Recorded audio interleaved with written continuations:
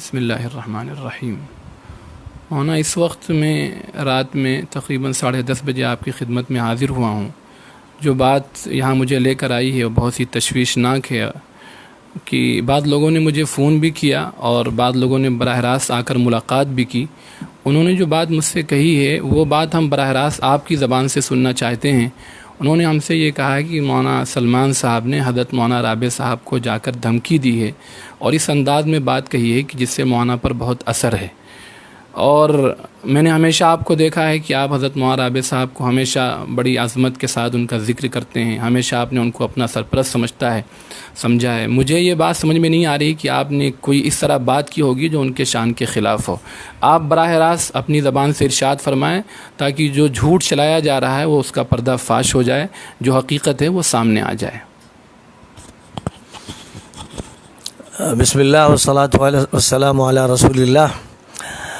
بڑا اچھا کیا کہ آپ آئے اور اس وقت آپ نے سوال کیا ایک ایسے موضوع سے متعلق جس کو پروپیگنڈے کا موضوع بنایا جا رہا ہے۔ کچھ ایسے شرپسند اور فتین ایک عرصے سے کچھ مسائل کو اچھال رہے ہیں، الزام تراشی کر رہے ہیں اور ندوے میں بھی وہی فتنہ پیدا کرنا چاہتے ہیں جو ان دیوبند میں پیدا کیا تھا اور اس کے 2 ٹکڑے کیے تھے۔ وہ فتنہ مذاہب العلوم میں پیدا کیا تھا، اس کے 2 ٹکڑے کیے تھے۔ وہ جمعیت میں پیدا ہوا، اس کے 2 ٹکڑے ہوئے۔ پھر تبلیغ میں بھی اسی طرح سے اس کو پیدا کیا گیا اور اس کے 2 ٹکڑے ہوئے۔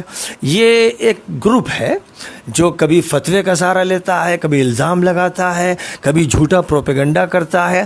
یہ ایک ایسا فتین حلقہ ہے جس کو اللہ کا ڈر نہیں۔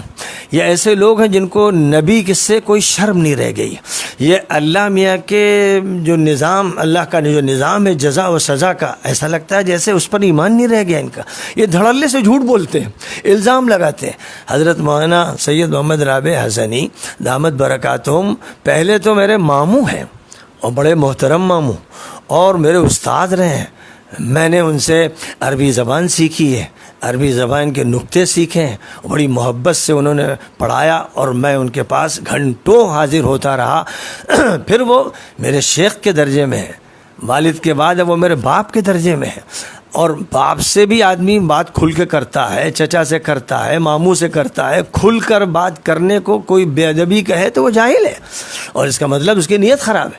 میں نے مولانا رابع صاحب کو بتایا صورتحال کہ اس وقت یہ فضا بنائی جا رہی ہے اور ایک گروپ فتنہ پیدا کر رہا ہے، وہ ندوے کو توڑنا چاہتا ہے۔ آپ اس پر پابندی لگائیے، آپ اس کی فکر فرمائیے۔ یہ بات جو صراحت کے ساتھ میں نے کہی، اس کو کچھ غرض پرستوں نے، فتنہ پروروں نے پروپیگنڈے کے طور پہ استعمال کیا اور کر رہے ہیں اور عوام کو دھوکہ دے رہے ہیں، یعنی جھوٹ بول رہے ہیں دھڑلے سے۔ انہیں ڈر نہیں کہ خدا کی طرف سے ان پر بجلی نہ گر جائے۔ مجھے ڈر ہے کہ ایسے لوگوں پر اللہ کا عذاب آئے گا کیونکہ وہ بے شرم ہیں، بے حیا ہیں اور ایک غلط بات پھیلا رہے ہیں۔ پھر ابھی آپ دیکھیے کہ میرا خط شائع ہوا، مولانا رابع صاحب دامت برکاتہم نے مجھے خط لکھا مشفقانہ، اور یہ اس عنوان سے کہ تم ہمارے بھانجے ہو اور میں تمہارا ماموں ہوں اور میں تمہیں یہ نصیحت کرتا ہوں کہ کچھ حالات ایسے ہیں، فضا بگڑتی ہے تو اس میں ذرا احتیاط سے کام لینا ہے۔ تو میں نے مولانا کو خط لکھا کہ جو آپ بات کہیں گے حکمت کے سلسلے میں، مصلحت کے سلسلے میں، وہ میرے سر آنکھوں پر ہے، میں اس کی پوری رعایت کروں گا، دارالعلوم کے سلسلے میں بھی کروں گا اور آپ کے سلسلے میں بھی کروں گا۔ میں نے یہ بھی درخواست کی کہ بہت سی باتیں ہمارے خاندان کو توڑنے کے لیے چلائی جا رہی ہیں، تو آپ سب کو جمع کیجئے، آپ سب کے بزرگ ہیں، آپ ہمارے سرپرست ہیں، تاکہ دل کی قدورتیں دور ہوں، فتنے دور ہوں۔ کیا ہم لوگ جانتے نہیں کہ امت میں وہ دور بھی آیا کہ حضرت عثمان رضی اللہ تعالیٰ عنہ کے خلاف فتنہ پیدا کیا گیا، انہیں شہید کروا دیا گیا۔ حضرت علی کے خلاف فتنہ پیدا کیا گیا، وہ شہید ہو گئے۔ حضرت حسین کے خلاف فتنہ۔ یہ تاریخ ہماری جو ہے وہ ہمیں سبق دیتی ہے کہ جب صحابہ جیسے بلند لوگ جن کی عظمت کے بارے میں قرآن گواہی دیتا ہے، حدیثیں گواہی دیتی ہیں، ان کے درمیان فتنہ پروروں نے فتنہ پیدا کیا تو ان میں جنگ جمل ہو گئی، جنگ صفین ہو گئی۔ تو آج کل ظاہر ہے کہ ہم تو صحابہ کی جوتیوں اور جوتی کی خاک کے برابر نہیں۔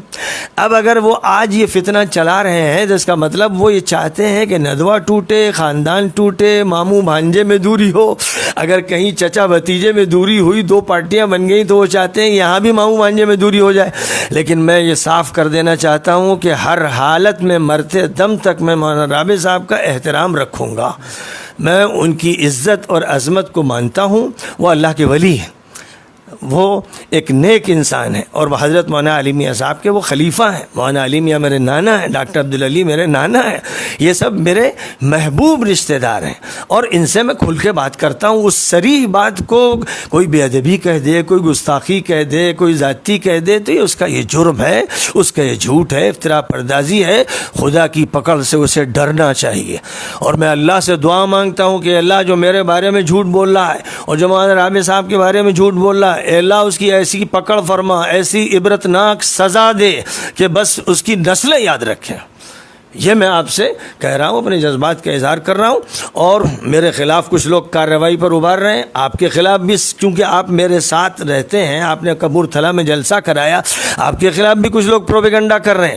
آپ سے میرا یہ کہنا ہے کہ اس پروپیگنڈے سے متاثر نہ ہوئیے، اپنا دل جمع رکھیے، اور اگر کوئی کارروائی آپ کے خلاف کی جائے، ندوے میں کوئی کروائے، تو آپ ہرگز اس کو قبول نہ کیجیے گا۔